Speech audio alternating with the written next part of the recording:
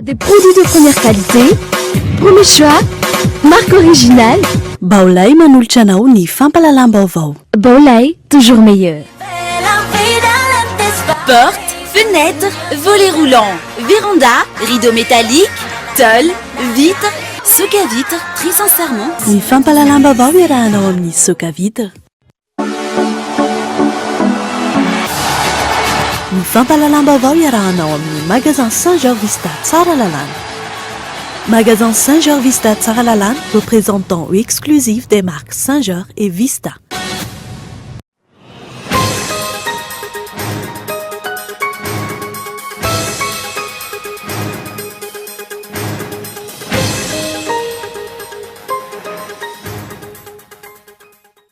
Niazakazanga ny toedrarà teto amin'ny firenena tato anatin'ny herinandro zay. Nandrika ny rà nandritra ny fankalazana ny fetin'ny fahaleovantena. Mihetsiketsika ny mpanao gazety manohatra ny fandaniana fahatany ny lalàna mifehin'ny serasera teny anivon'ny antenimieram-pirenena. Ny andindin'izay arao ao anatin'ny matoan-dahatsoratra Lili Rabiata. Tervamanta ny fandaniana ny lalàna mifehin'ny ady amin'ny kolokolo teny anivon'ny antenimieram-pirenena raha ny nambaran'ireo solombavambahoaka sasatsasany. Nidina an-dalambe ary ny lanja sorabavety ireo mponina lasoro naneo ny tsy fankasitrahany amin'ny fanapa-kevitra no raisin'ny ATT ny amindranan'ny terminus'ny zotra 192. Endrika maro na fampanakanto maneho ny talentany eto Madagasikara, taky teti-bola sy fanomanana goavana nefa izany. Nitrangana asan'ny fampiroroana tany Bangladesh izay nahafatesana olona 20 farafahakelany. Ny EI na ny État islamika no laza fa ho tompon'antoka. Ny andindinireo arahanao afaka fotoana fohy.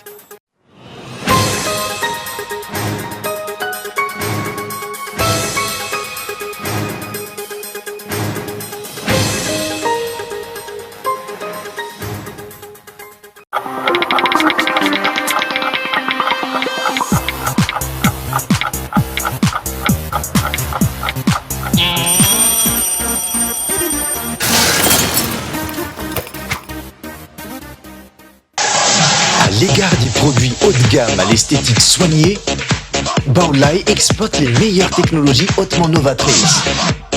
Le subwoofer JYO vous offrira une qualité sonore exceptionnelle. Son design épuré, sa forme compacte et son élégance s'invitent en toute harmonie dans votre salon pour profiter du meilleur acoustique. JYO, représentant exclusif, Baolay. Baolay, toujours meilleur. Essence plein azafady ndasolo arahako maso kely. Oh chérie, tsy maintsy atao fezany. Ohatra hoe tsy maintsy araha maso foana io. Inona zao nampilanao ramose? Tsy hitanao ve? Mba te hafantatra ny carton solika. Etre aza manay ianao ramose. Jovena dia manara-maso ny camion citerne miasa ho aminy amin'ny alalan'ny GPS ary misy ny guide manokana iarovana ny solika entina. Ny station service Jovena dia manana jauge électronique ahafahana mamantatra amin'ny fotoana rehetra ny fatra sy ny kalitao solika ao anatin'ny cuve. Ankoatra ny fitiliana mihoatra ny 10,000 isa-taona dia misy koa ny laboratoire mobile izay manao ny fanadihadiana ny kalitao solika eny amin'ny station service. Ny solika premium Jovena dia mampiena ny fandaniana sady mampitombo ny tanjaky ny moteur. Soavadiary, manaraka indray. Tsy vantena anao mahazo batoko tsara ny Jovena tsika. Mahazo tombony rehetra miaraka amin'ny Jovena. Jovena, le plein d'énergie. Porte, fenêtre, volets roulants, véranda, rideaux métalliques, tôle, vitres. Soc à vitres fabricant poseur et spécialiste de pliage de tôle et bien d'autres vous propose un large choix pour tous vos projets de construction ou de rénovation. Elle fabrique sur mesure toutes vos menuiseries alu à prix d'usine. Alors qu'attendez-vous? Venez nous voir à Ndouta Pénoc ou sur notre site internet. Soc à vitres, très sincèrement à votre service.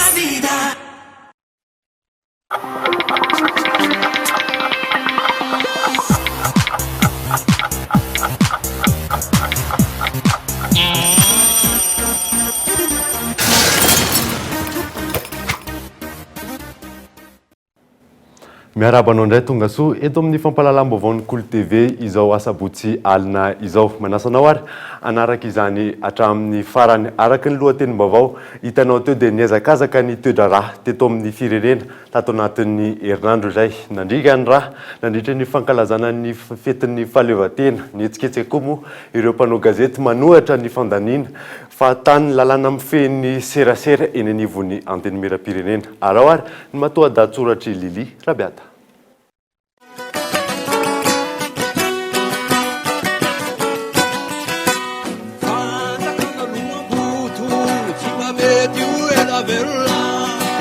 Fanjakana lohamboto tsy mba mety ho ela velona araka izay famaritany tarika maleo tao anatin'ny hirana izay betsaka arita taratrahatra any an-trano ny fanapahan-kevitra tsy ampy-heverana raisy ny fitondrana ankehitriny voaporofo fa fitondrana tsy miaina ary tsy mahafantatra izay antony ny hita eto amin'ny firenena miverina ny tery-vaimanta atao amin'ny solomavombahoaka ampandaniana ny lalàna miankina amin'ny andehiben'ny firenena lalàna misa 720 izay natana ny lalàna mifeny serasera ny lalàna mifeny teti-bola-panjakana nasipanitsina ny lalàna mifeny ady amin'ny kolikoly ny volavolan-dalàna momba ny CNR na ny comité national pour la réconciliation na ny rafitra vaovao isolon'ny FFM ankehitriny ny lalàna momba ny resaka zone économique spéciale ampany amin'ireo lalàna ampoliny no kasainy anteny miram-pirenena lanina tao anatin'ny herinandro monja ireo ny lalàna mifeny teti-bola-panjakana fotsiny anefa no efa ahitana pejy maherin'ny 200 isa izay no lanina tsy nasipanitsina satria tadiavin'ny mpamatsy vola aingana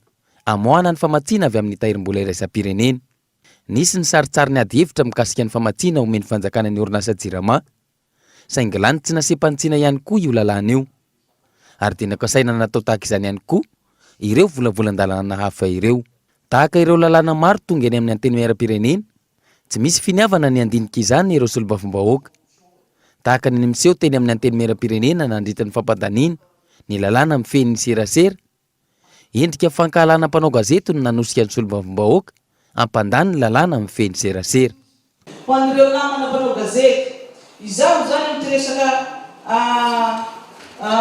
gazety tia dia tena ohatrany malahelo ihany aho satria ireo namana mpanao gazety ireo ihany niady hoe ahoana no mbola tsy alefana amin'ny assemblée nationale ihany tiresaka lalàna mahakasika fanaova gazety ity tonga ty aminay aty indray le lalàna dia mangataka ndraiky zareo fa hahemotra ty zavatra ty ka mbola mampieritreritra atsika zany namana mba hipetraka amin'ny tena solombavom-bahoaka atsika zany tsika handray andraikitra feno ary dia handany amin'ity volavolan-dalàna ty zato sanjaka rehefa avy eo satria dia tena hita mihitsy zany fa tsy izay sitrapon'ireo zany no atao fa mba atao ny sitrapontsika misaotra président.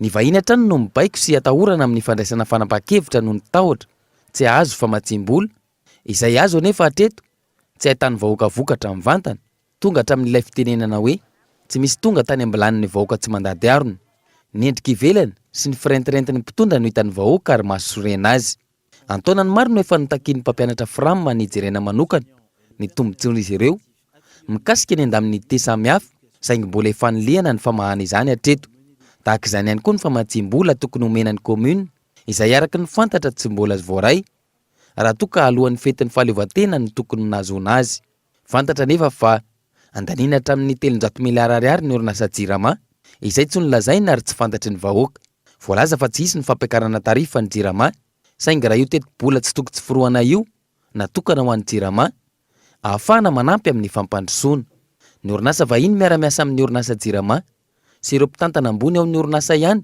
no mahazo tombony amin'ny famatsiana ny jirama io ireo mpitantana ireo izay efa napidikizy ny orinasa tato anatin'ny taona vitsivitsy noho ny tsy fahaiza mitantana ary izao mbola voatazony eo amin'ny fitantanana ny orinasa hatramin'izao.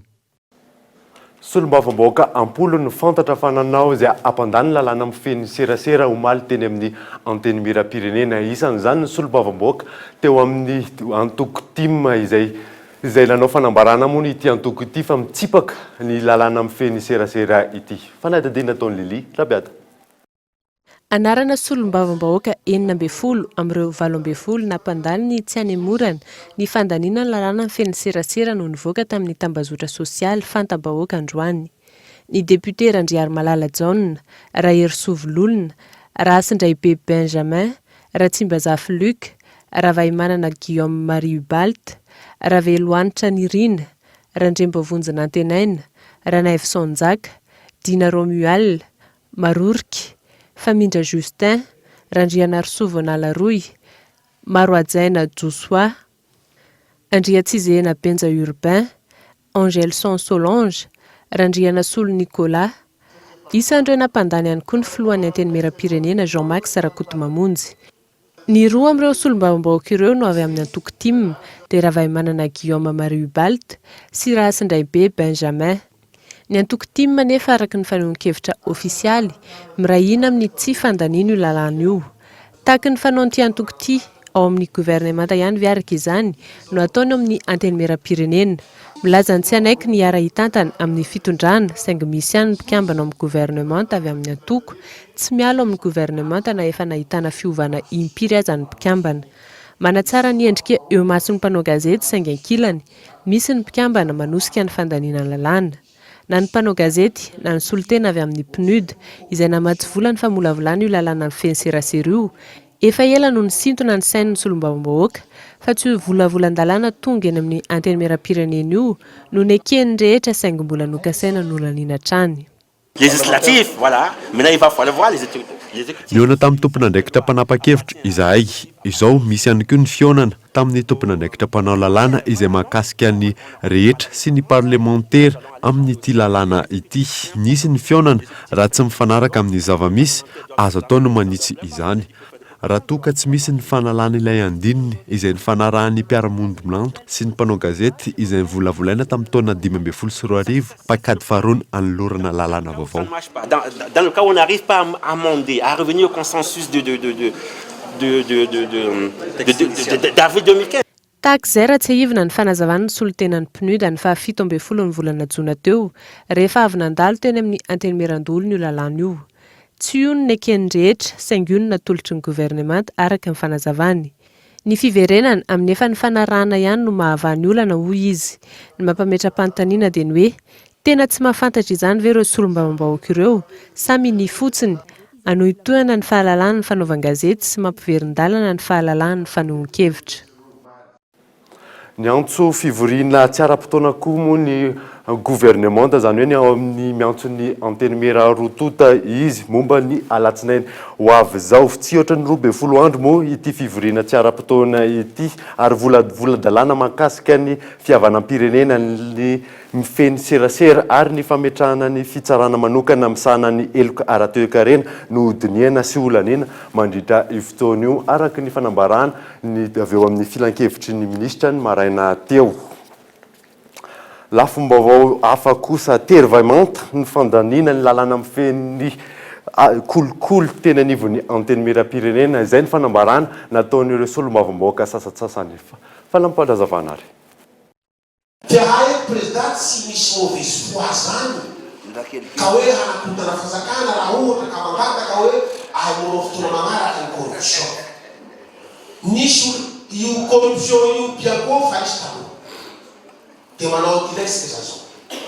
Ny fisertany teo ino resultat nateraky ary izy ny tena olo tena mpanao kolokolo eto voasambotra ka aravazanazy ty isika rehetra président dia mahafantatra tsara n'izany.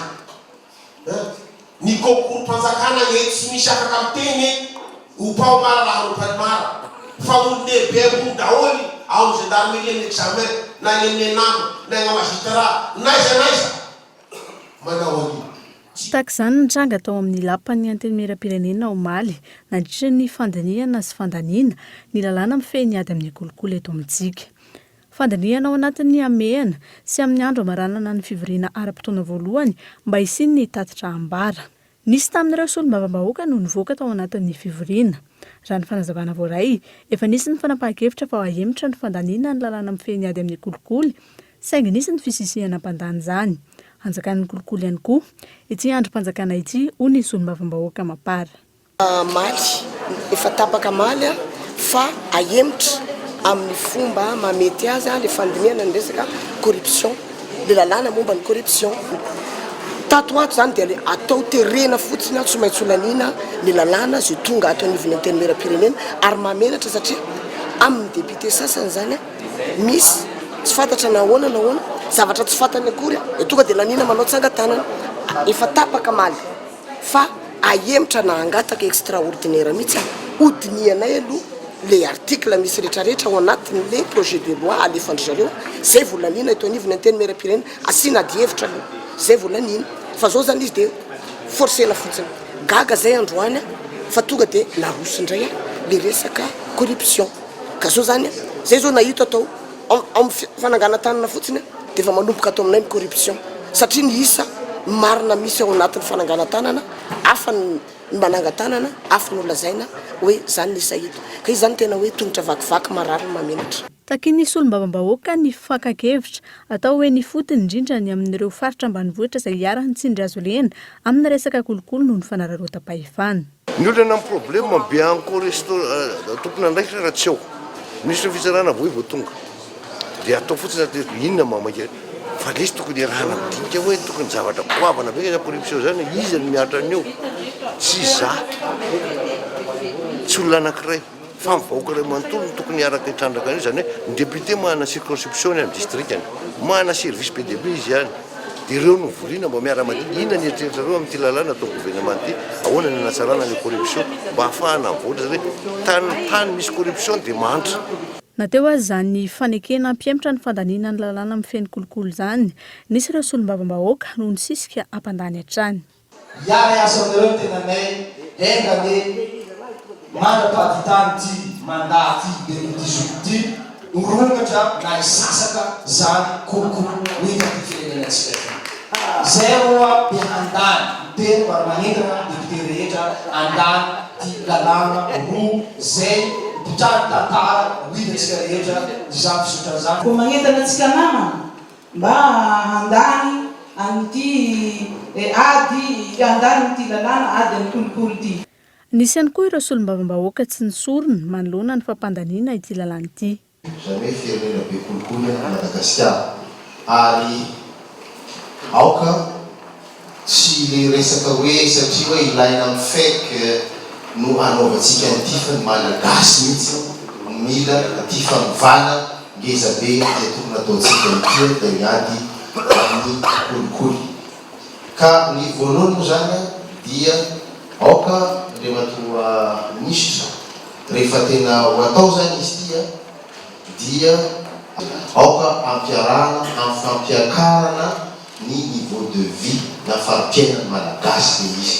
tsy mandeha irela ny ady akolokolo fa tsy maintsy ampiarahana fampandrosoana aoka tokony mba hitombo ny amposiny tsirairay amin'ny fomba manara-dalàna lanina sy mpanivana sy nasympanjina amin'ny andininy vitsivitsy ny lalàna mifeny ady amin'ny kolokolo Teryvaimanta izay no azo nilazana ny fandiniana sy fandaniana lalàna teny amin'ny anteny mera-pirenena tao anatin'ny andro farany namaranana ny fivoriana ara-potoana voalohany rovolana ny nananan'izy ireo nanaovana ny asa toy ny travaux de commission sy ny fandaniana lalàna saingy andro vitsivitsy mialoha ny fe-potoana farany vao manezakezaka raha tsy hivina omaly no ny farana tamin'ny fomba ofisialy ny fivoriana ara-potoana voalohany tamin'ity taona ity teny amin'ny anteny mera-pirenena ny zava-misy na ireo solombavambahoaka aza mahatsapa fa tao anatin'ny amehana sy ny fanerena ny nandaniana lalàna izay tsy voadinika akory raha nevitra ny sasany amin'izy ireo ihany koa mbola betsaka ny sehatra tokony harenina amin'ity rafitra ity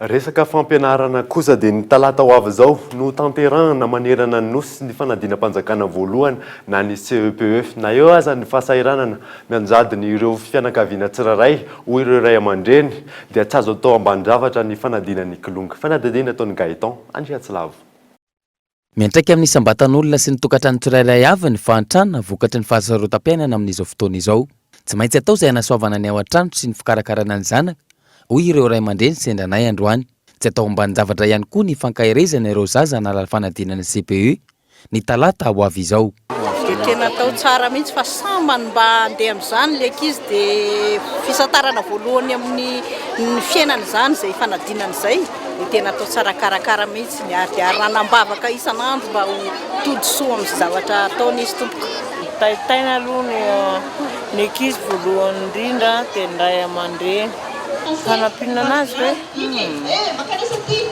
izy manko dia efa kamboty izy dia samby azy dia tsy maintsy hoe atao zany izay mety aminy atao izay tsy mampalahelo azy. Ny saran-dalana monjy ny toeram-panadinana, ny sakafo sy ny fitaovana ampiasain'ny ankizy mandritra ny fanadinana. Misy amin'ireo ray aman-dreny no voatery mitrosa sy mangataka amin'ny hafa vao mahita ireo. Misy amin'ireo malala-tanana sy fikambanana no mahatsapy izany noho ny fanadihadinana nataon'izy ireo teo anivon'ny fiarahamonina ka nanolotra fanampiana ho an'ireo ankizy hanala fanadinana. Ohatra amin'izany ny teto Ivato. Anisan'ny mitondra fanampiana ho an'ilay vehivavy sahirana sy ny zanany dia ny songaninay aloha teto ny amin'ny mpanatry ny EPP satria matetika zany tsy afena fa manana ray aman-dreny sahirana ireo ray aman-dreny ireo kizazy ireo dia izay ny antonay mba hoe amalifaliana an'ilay zaza sady firarian-tsoa ihany koa ho amin'ny fambiazan'ilay zaza amin'ilay fanadinana ohatrany amin'ny talata. Aiza ho aiza ny mpitondra fanjakana manoloana izany rehetra izany. Raha samy manolotra fanomezana ho an'ireo ankizy sahirana miisa 5 ireo mpiasa-panjakana sy tompon'andraikitra ambony mikarama vola be indrindra amin'izao ankatoky ny CEPE izao, antenaina fa ho tsara ny voka-panadinana. Ratsehivona ny talata 5 volana Jolay ho avy izao no anatanterahana ny fanadinam-panjakana CEPE.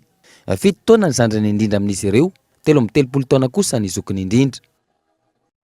Vaovao ara-pahasalamana kosa dia miankina amin'ny fanampiana arabola alefan'ny fanjakana ny mampandeha na tsy mampandeha ny raharaha eny anivon'ireny hôpitaly mpanjakana ireny, miainga amin'ny fahadiovana katrany amin'ny fijaboana moa izay fanampiana izay nefa tsy ampy izy ireny ka any ka mivoaka mamoaka vola aposy mihitsy ireo tompon'andraikitra fanadadiana ataony Mima Ravaly.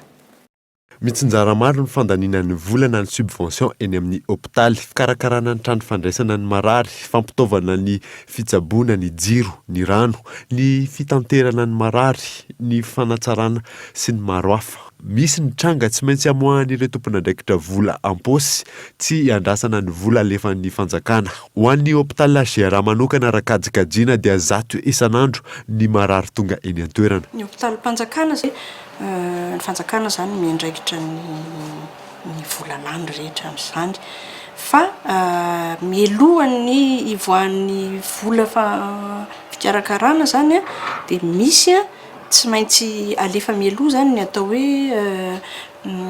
inona avy zany ny zavatra ataon'ny hôpitaly. Raha resaka hôpitaly fotsiny zany tsika dia hoe inona avy ny zavatra ataon'io hôpitaly io dia tsy maintsy lazaina zany moa zany amin'ny hôpitaly moa zany dia misy voalohatra rehefa fitsaboana ny marary dia nefa ao koa zany ny fitaovana, ao koa zany ny trano, ao koa zany ny mpiasa. Zay zany amin'ny ankapobeny. Taona ihany ndraindray ny mpitsabo zany manao mifanampinampy eo dia misy manome fanampiana raha amin'ilay maika be ireny raha faraka. Ho an'ny eny anivon'ny hôpitaly fiterana be felan-tanana manokana kosa indray 30 isan'andro ny marary sy mpiteraka tonga eny an-toerana 7 amin'ireo no miditra fandidiana. Olona sahirana sy avy any amin'ny faritra iva ny 20 isan-jato ny marary tonga manantona eny. Ny fahamaroan'ny marary tonga no mahasimba aingana ny fitaovana eny amin'ny hôpitaly ary ilaina fanoloana sy fanavoazana matetika toy ny kidoro andraisana ny mpiteraka. Nanao action citoyenne tato ry zareo dia nanadio izy service anankiroa, service néonatologie diovina ndraiky fafa nandray lamba dia nanadio dia tany amin'ny service accouchement izy nanadio ihany koa dia nandoko apana rindrina izay hita hoe efa tokony holokoana zany. Dia ankoatran'izay ny zareo zany anin'le hoe osy le matoela iny dia mampateza an'ireo satria rehefa tsisy osy le matoela ka lena lava dia misy olona lava eo amboniny dia vetivety izy dia simba. Olana goavana hitranga raha ohatra ka fa trano zao aloha zany mbola voavaha foana aloha ny olona fa na izany araka ny lazaiko anareo teo hoe betsaka ny olona mitsaboana ato, betsaka avy any faritra iva zareo dia misy amin'izy ireo tsy malovidy mpanafody fa izy voatsabo fa mivokatray zany misy vidy mpanafotsy voalohany farmasia. Ny vanim-potoana krismasy sy ny fiandohan'ny taona matetika no mahazo fanampiana avy eny amin'ny malalan-tanana ny hôpitaly mpanjakana.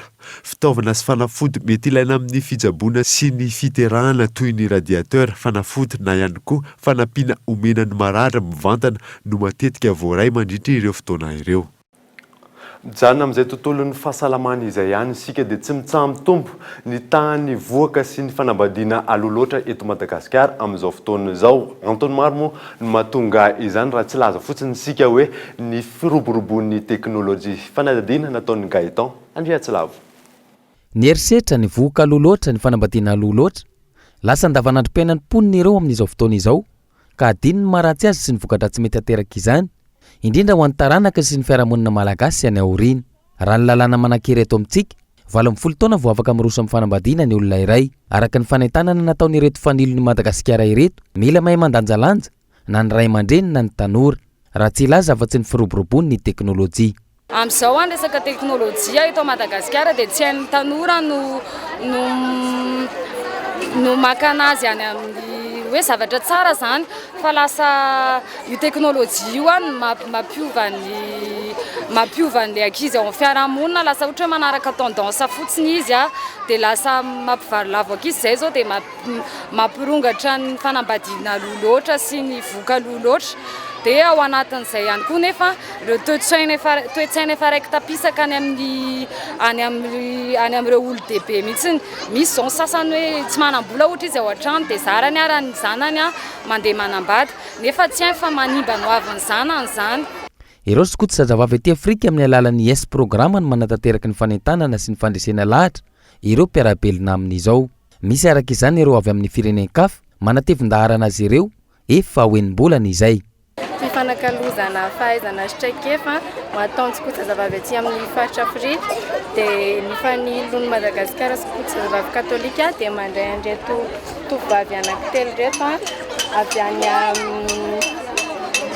Burundi dia Zimbabwe dia avy any Uganda dia ireo zany miaraka aminay manao amin'ilay fanentanana hoe Yes the Girls Can. Nandritra izay fotoana nahatongavan'izy ireo teto Madagasikara sy ny tetezana faritra ary nanentanana tanora maro izay manana ny fomba fahitan'ny tanora sy ny fiarahamonina malagasy Armel avy any Burundi. Les filles malgaches que nous rencontrons ici, spécialement à... Ny vehivavy malagasy izay mifanerasera aminay eto indrindra ho an'Antananarivo izay misy anay hatramin'ny volana janoary. Ny zavatra tsapanay amin'izy ireo dia ny hoe miroso amin'ny fanambadiana sy ny voaka loloatra izy ireo. Ny antony maro izy ireo eny amin'ny lalana miaraka amin'ny lehilahy tsy mananasy tsy mahatoky teny. Izahay amin'ny mahafanilo sy Yes Girl tonga eto izahay ankahery azy ireo ahay mahatoky teny amin'ny alalan'ny tetikasa efa nataonay miaraka amin'izy ireo ampianarina aloha izy ireo ahay miaiky ny tenany anaiky ny mahavehivavy azy ary anatsara izany. Avec elle, on leur apprend d'abord à s'accepter, à apprécier la condition féminine et aussi à vouloir beaucoup mieux. Raha ny fanadadiana natao ny raiky amin'ny 30 isanjaton'ny vehivavy tsy ampy taona no mitondra voka loloatra eto Madagasikara amin'izao fotoana izao. Ireo tovovavy 12 hatramin'ny 9 taona no voakasika izany. Efa maro ny isam-pandraharaha sy ireo orinasa tsy miankina na tompom-pahasalamana manao fanentanana manoloana ny voka sy ny fanambadiana loloatra saingy tsy atambokatra izany raha tsy eo ny fiaraha-miasa amin'ireo ray aman-dreny sy ireo tompon'andraikitra na ray aman-dreny eny anivon'ny fiarahamonina. Toy ihanyizay dia mihamihazovana amin'izao fotoana izao ny fanalalan-jaza eto Madagasikara. Porofon'izany ny famparantahan'ny fanafody fanalalan-jaza izay tsy misy ara-dalàna. Laza moa ny dokotera fa misy fiantraikany amin'ny fahasalamana ny fanalalan-jaza ary mety hiteraka hatrany amin'ny fahafatesana azy. Mima Ravaly. Antony maro no mahatonga ireo tanora eto amintsika miroso amin'ny fanalan-jaza. Ny tahotra tsy havita melona ilay zaza rehefa teraka ary indrindra ny fahatahorana ny ray aman-dreny no antony voalohany. Maro tamin'ireo olon-tsotra nanontanianay androany tsy miombon-kevitra amin'ny fanalan-jaza. Sano tsy d'accord amin'ilay izy mihitsy, tsy mihitsy. Dia ilay mpanala-zaza amin'izao. Presque kizikizy daholo izay. Ho an'ny eo amin'ny fitezana ray aman-dreny eto ohatra. Mety hoe ho an'ny olona kristianina ilay izy dia tsy mety. Misy indray vokatry ny fahatahoran'ilay ankizy eo amin'ilay ray aman-dreny dia manao an'izay zavatra izay izy. Amiko aloha izany ilay fanalan-jaza tena zavatra tsy mety mihitsy satria raha ohatra izao hoe efa ohatra mbola kely izany ilay olona dia mety hoe mahafaty na mety hoe misy fiantraikany ohatra hoe kristianina koa dia tsy mety mihitsy ilay izy. Fa tonga anazy mety manao an'iny izao izy hoe matahotra izy hoe tsy ho vita n'le zaza rehefa teraka eo na mety hoe miteraka tsy manambady izy dia mety hoe matahotra andray aman-dreny. Misy ny lalàna amin'ny feno fivarotam-panafody eto amintsika. Takiny any amin'ny fivarotam-panafody ny taratasy fanamarinana avy any amin'ny dokotera rehefa mividy fanafody, indrindra fa ny fanafody atahorana toy ny fanalan-jaza. Tsy mahasakana ny fiparitahan'ireny fanafody fanalan-jaza tsy ara-dalàna anefa izany. Raha natao ny fanadihadiana, manodidina 10 isan-jato ireo olona tonga manatona ireo mpivarotra fanafody fanalan-jaza, saingy tsy sany laza marina izy ireo rehefa nanontaniana noho ny fatahorany mety ho fanenjehana. Ka mametsy rehefa vienao mamy assuré an-tena anao fa tsy afaka ny assurance afaka bi-assuré anao hoe zao io fa tsy fantatrainy teo boatanao raha hinana ny fanafody anao dia mety hotorana na ohatr'izany dia avy eo izay indray nenjea amin'ny lalàna sy ny rehetrarehetra. Ety izany mila hoe mipase dokotera ihany ianao zay vao afaka makaty raha tena marina zany raha tena rariny sy hitsiny dia mipase any amin'ny dokotera aloha maka ordonnance dia ohatra tsy mahatakatra vidiny any amin'ny pharmacie fa ety mantsy somary latsaka kely dia zay no mahasarika ny olona mividy ety. Eo amintsika aloha zany ny fanafody manala zaza dia tsy azo omena tsy misy ordonnance, tsy maintsy misy ordonnance. Zay zany aloha ny lalàna fe eto Madagasikara. Aminay kosa aloha raha vao fanafody tena mila ordonnance dia tsy manome mihitsy zay raha ohatra ka le olona tonga tsy mitondra an'izay taratasy fanamarinana avy any amin'ny dokotera izay. Nanazava ny voka-dratsy sy mety ho fiantraika amin'ny fanalan-jaza amin'ny fahasalamana ny dokotera iray. Mety hitarika amin'ny fahafatesana ny fanaovana izany raha ny nambarany. Tokony raha vao manao avortement aloha ny olona tonga dia hoentina any amin'ny dokotera avy hatrany. Dia iny mba ahafahana mandray ino moa tsy fipetra malakilaky zany satria resaka état d'urgence foana ny ino moa tsy resaka urgence foana ny resaka avortement satria ny alana amin'izay le resaka hémorragie satria rehefa ohatra hoe manao an'le hémorragie de grande abondance le olona ohatra matetika dia miareraka izy midina ny tension miareraka izy dia farany indraindray aza ny tena rehefa tsy maîtriser ny resaka hémorragie dia iny ny zava-doza. Zay zao ny hoe resaka risque à l'immédiat matetika zany zay foana. Fa ny risque à long terme le izy rehefa tsy arahana maso le izy matetika dia lasa misy microbe tafiditra ao. Dia iny amin'izay le olona le manao an'le ohatrany hoe ohatrany mitady anavy ohatrany misy fièvre amin'izay zany le olona. Dia iny le fièvre iny matetika satria le microbe tafiditra ao dia lasa manao infection intra-utérine. Zay ny tena anisan'ny zava-doza ireny satria lasa miparitaka ao anatin'ny vatany le microbe. Raha tsy aivina mitaky ny ampidirana ny fahazon-dalana manala zaza ao anaty lalàna ny ankamaroan'ireo firenena vahiny. Toy ny tranganisy tany Amerika farany teo, ny firosoana tamin'ny fandaniana ny lalàna manome alalana ny fanalan-jaza. Saingy hatreto aloha mbola lavitra ezaka amin'ny fanekena izany eto Madagasikara. Na dia hita sy tsaba fa mahazo vahana azy ity sehatra ity amin'izao vaninandro iainantsika izao. Hoenanivon'ny fiarahamonina indray isika dia nidina an-dalambe ny lanja sora-bavety Europon'ny alasora io arivo io naneo ny tsy fankasitrahany ny fanapa-kevitry ny raisin'ny teo anivon'ny ATT mono anton'ity fitokonana ity izay nambaran'izy ireo fa namindra ny terminus ny zotra 192 fanadadina.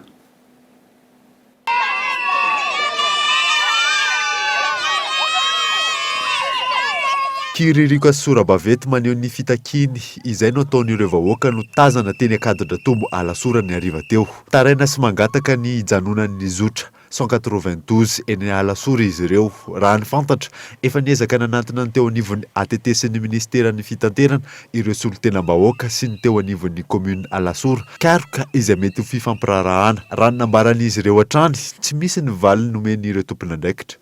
Zao fitakina zao matoa tonga amin'izao dia efa nanao lalana betsaka izay fampiraraha fampidinika tao amin'ny ATT nefa tsisy vokany mihitsy izany hatramin'izao. Ny commune alasora zany dia miantso ny tompon'andraikitra mba ametraka ny 192 ato anatin'ny commune satria efa 7 taona ny 192 no mihenjan-drony tady eo amin'ny commune sy ny ATT. Mpianatra, mpiasa no nanatevy-daharana ity fidinana an-dalabe ity teny Akaditra Tombo. Ireto farany izay nilaza fa nifanitsahana ny lalana no antony amindrana ny terminus ny 192.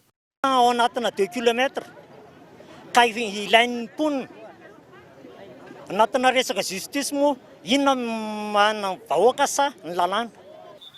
Tsy hitsahatra izao fitakin'ny vahoaka izao raha toka miziriziry amin'ny heviny ny ao anivon'ny ATT sy ny ministera raha nambaran'ireo mponina hatrany.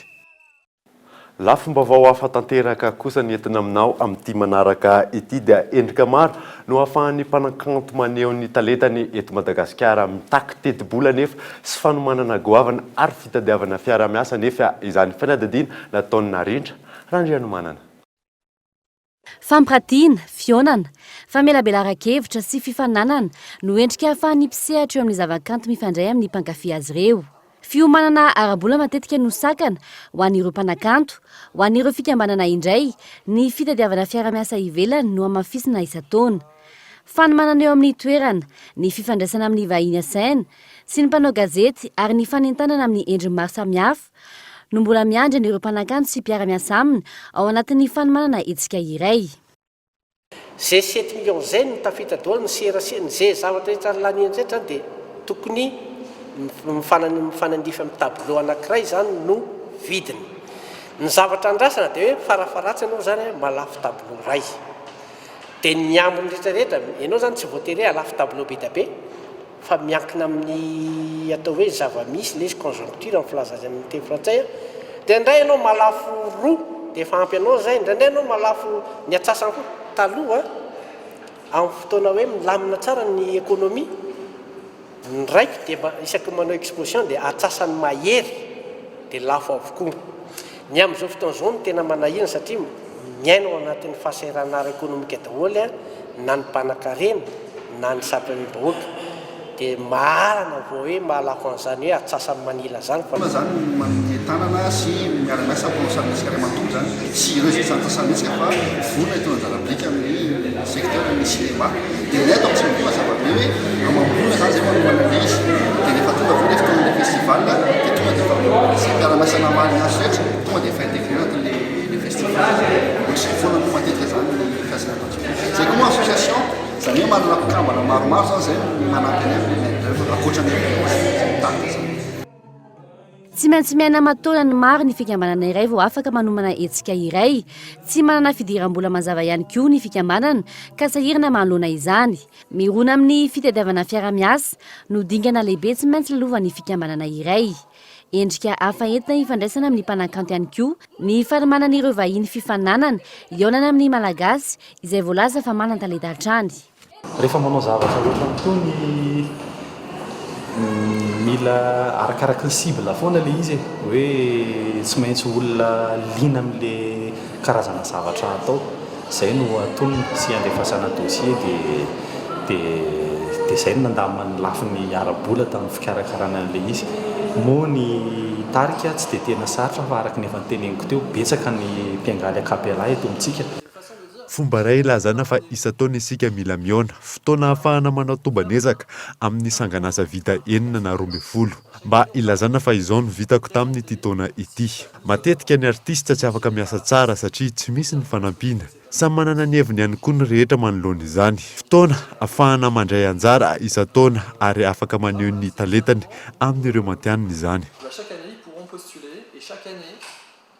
Tsy ny fampisehoana ihany no endrika ionan'ny mpankafy izay fantatra fa mitaky fanomanana ara-bola sy fanentanana goavana. Sahirana hatrany ireo mpanakanto izay miantsehatra eo amin'ny tontolon'ny kolontsaina malagasy hafa amin'ny fanomanana etsika iray.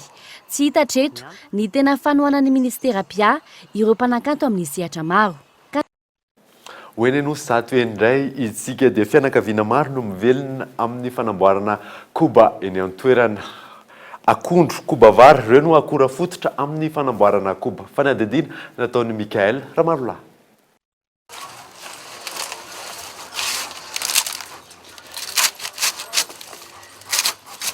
Jean-Marie iray amin'ireo mpanamboatra koba eto Anosizato.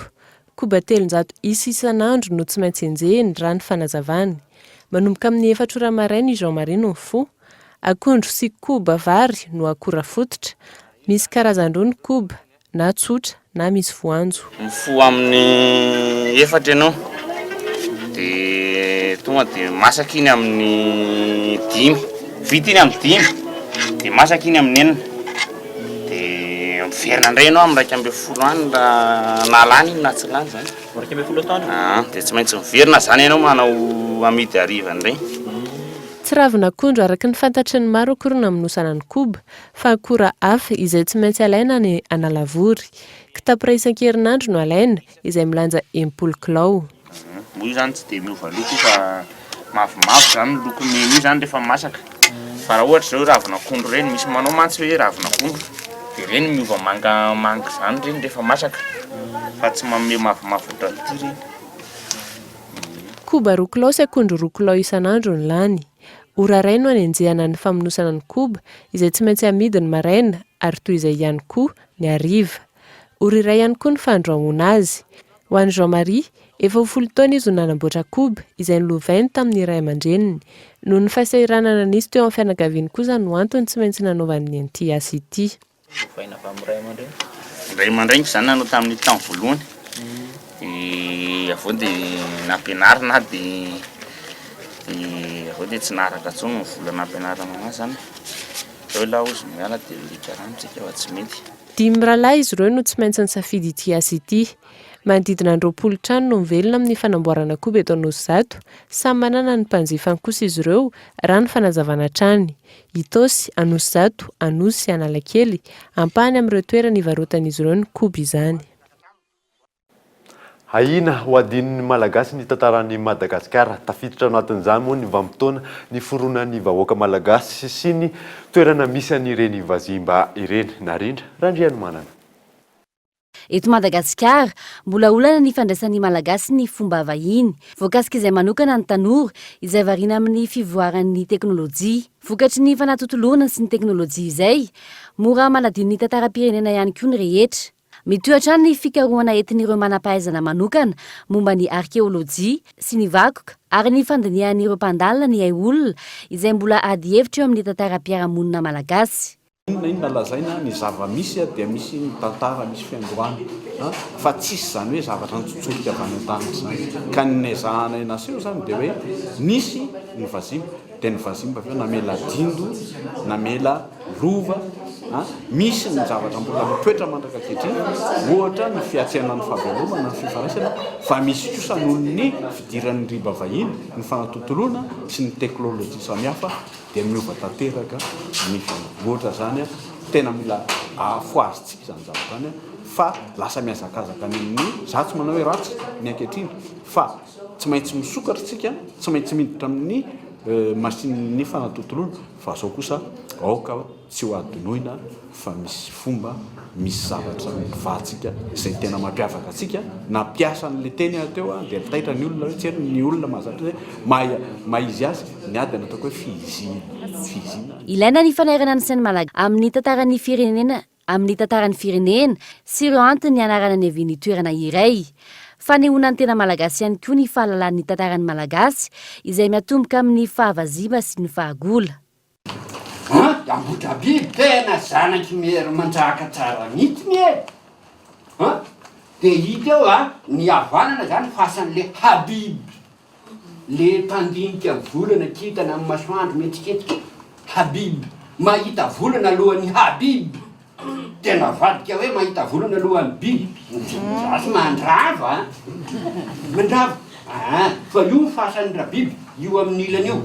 Akavady dia le afovoany somary akavanana ambadika io le mery manjaka moa dia fantatritsika ihany koa fa ataony ny andohany izany atao hoe fanjakana arindra ka nahitana ny vazimba rangita sy ny vazimba rafoy koa afaliano anay ny mampafantatra ny besomaro momba an'izany araky ny fiteny moa dia tsy hanazimbazimbontsika an'izany loharano malagasy izany fa araky ny fiteny ihany koa dia hoe fanjakan'ny malagasy no jerena ny aneo. Ny momban'izay dia inona moa zany hoe olona tsy misy fototra zany ka ny fahalalana an'izany dia ny fanehoana ny mamalagasitsika indrindra voaingana tsy hoela zany atao hoe fitiavana ny tanindrazantsika dia izay no antony ahafahana mahamelabelatra sy makafaka momban'izay. Mbola mitoetra ho ady hevitra trany ny andohan'ny vahoaka malagasy eto amintsika. Fanairana sy fifambizarana eo amin'ny ara-tantara no ilain'ny malagasy ankehitriny manoloana ny fiantraikan'ny fanatotoloana izay mahery vaika eto Madagasikara. vaovao amin'ny resaka fanatanjahantena kosa nentina aminao amin'ity manaraka ity dia nanomboka androany ary farana rapitso ny slalom tekno atsimon-drano dingana fadimy ho an'ireo miady ny anaram-boninahitra eo amin'ny sokady slalom izay nitanterahany club MSA izay nitanterahana koa teny amin'ny hippodrome Bevalala ny Torajofo moa ny toerana Hakim Color. Nanomboka anio ary farana rampitso 3 Jolay ny slalom tekno atsimon-drano dingana fadimy ho an'ireo miady ny anaram-boninahitra eo amin'ny sokady slalom amin'ity taona ity. Araka izay anaran'izay dia ny club MSA no mikarakara ity fifananana ity ary teny amin'ny hippodrome Bevalala trano no nanatanterahany mpikarakara izany. Paramory 4 teto no miady ny lohany eo amin'ny sokady d'Euromotrice fa ilaza avy amin'ny club Azatana nitondra Peugeot 106 no mbola nametraka amin'ny fotoana tsara indrindra teto ary mitarika vonjomaika ny lohany. 2 minitra sy 4.30 sekonda sy 17 no temps de référence napetraka ity mpanamory ity izay ezahany ireo mpifanandrana amin'ny omotsanina ary 3 minitra sy 20 sekonda sy 3.30 no fitambaran'ny fotoana tsara vita ny meilleur ACB ny première manche première sy deuxième série androany. Mbola mila manezaka ihany ny larana faharoa vonjomaika Hugo Louvel io avy amin'ny club FMSAM nitondra Peugeot 306 Simon satria 4 sekondra mahery no fahatarany niotra tamin'ny lazany io ary idany avy amin'ny club Azatana nitondra Citroën Saxo Cool TVFM no larana fahatelo vonjomaika izay manana fahatarana 10 sekondra sy 7.20 amin'ny laza fa 2 sekondra kosa no elanelana misy azy amin'ny Hugo Louvel zay eo alohany. Eo amin'ny fiara 4 motrice indray dia Diniloma sy Aja Danielson Evo 10 Evo 6 ity dingana fahadimy ity fa Ilom avy amin'ny club Asaka mandrondra lay Mitsu Evo 10 aloha no mitarika vonjomaika eo amin'ny fitambarana fotoana 3 minitra sy 7 sekonda sy 1.5 izay nametraka ihany koa ny temps de référence ny 4 motrice izay tsara lavitra no ny vitany ilazy io 2 minitra sy 13 sekonda sy 12 sy 20 ary Aja Danielson avy amin'ny club TMF nitondra lay Mitsu Evo 6 Ex Louvel no eo amin'ny larana faharoa vonjomaika io Joujou kosa avy amin'ny club MSA nitondra lay Citroën Saxo T4 no larana fahatelo vonjomaika.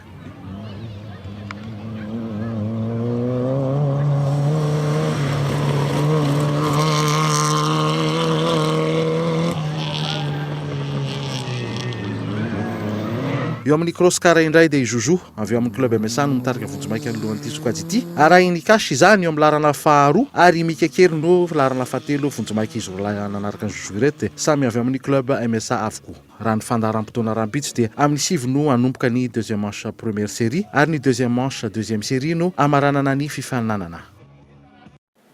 Ndram-bavakely amin'ny vaovao iraisam-pirenena dia nitrangana asa fampiorona tany Bangladesh izay nahafatesana olona mahery ny 20 farafahakeliny izay vonon'ireo mpakankery moa tamin'ny fomba feno abibiana ny EI na ny État islamique no nilaza fa ho tomponantoka tamin'ity raharaha ity. Enina kosa ireo commando islamika no matin'ny mpitandro filaminana raha ny ray ny voasambo belona 12 kosa ireo takalonena avotra somatsara ny ainy raha ny filazany manampahefana any toerana dia naharitra teo amin'ny ora 10 teo ity fakana takalonena ity izay miseho tao amin'ny fisakafoanana ray tao Baka dia izay no entitsika amaranana ny fampalalam-baovaotsika zao alina zao fa alohan'ny sarahana dia averina aminao ireo vaovao ny songadina izao alina izao terivamanta ny fandanena ny lalàna amin'ny feny kolokolo teny anivon'ny anteny mera-pirenena nilaza ny nampiantso ny fivoriana tsy ara-potoana ny anteny mera-rotota moa ny gouverne monta izay tsy ohatrany 12 andro ity fivoriana tsy ara-potoana ity dia izay no mamarana ny fampalalam-baovaotsika izao alina izao nankasitrahana ianao tsy nisaraka taminay ny tenako manome fotoananao amin'ny rahampitso indray veloma tompoko.